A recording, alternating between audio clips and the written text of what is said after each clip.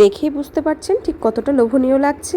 তো চলুন আমি আজ আপনাদেরকে শেয়ার করব একদম রেস্টুরেন্ট স্টাইলের ঝরঝরে ফ্রাইড রাইস, যা বানিয়ে আপনি আপনার প্রিয়জনকে চমকে দিতে পারেন। তো চলুন দেখা যাক আজকের রান্না। তো আমি প্রথমে ফ্রাইড রাইসের চালটা তোমাদেরকে দেখিয়ে দিলাম। এবার আমি ফ্রাইড রাইসের চালটাকে আমার পরিমাণ মতো চালটা নিয়ে নিয়েছি। এবার আমি চালটাকে জল দিয়ে ভালো করে ধুয়ে নেব। তো এই যে জল দিয়ে আমি এখন ভালো করে চালটাকে ধুয়ে নিচ্ছি। তোমরা ভালো মতো চালটাকে আগে ধুয়ে নিও।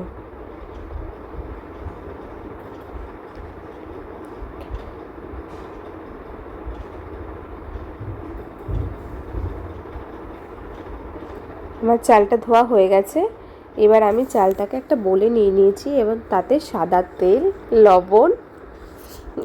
লবণ দিয়ে দিয়েছি। এবার আমি গ্যাসের হিটটা হাই হিটে রেখে এটাকে ভালো করে সেদ্ধ হতে দেব।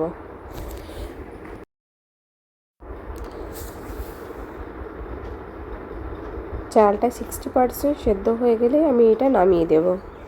তো আমার চালটা পুরোপুরি ফুটে গেছে এবং আমি দেখে নিচ্ছি যে চালটা আদৌ সেদ্ধ হয়ে গেছে কিনা।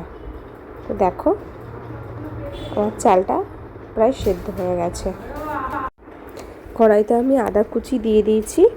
এরপরে আমি কেটে রেখেছিলাম গাজর, ক্যাপসিকাম, বিনস। আমি এখন প্রথমে গাজর দিয়ে দিলাম। গাজরগুলো ভালো মতো ভেজে নেওয়ার পরে আমি এতে ক্যাপসিকাম দিয়ে দিব।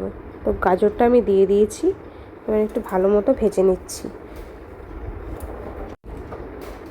আমার গাজরটা প্রায় ভাজা হয়ে গেছে। এবার আমি ক্যাপসিকামটা দিয়ে দিলাম।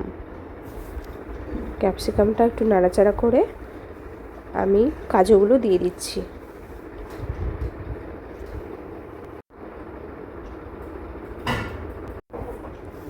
আমার গাজর, ক্যাপসিকাম এগুলো সব ভাজা হয়ে গেছে।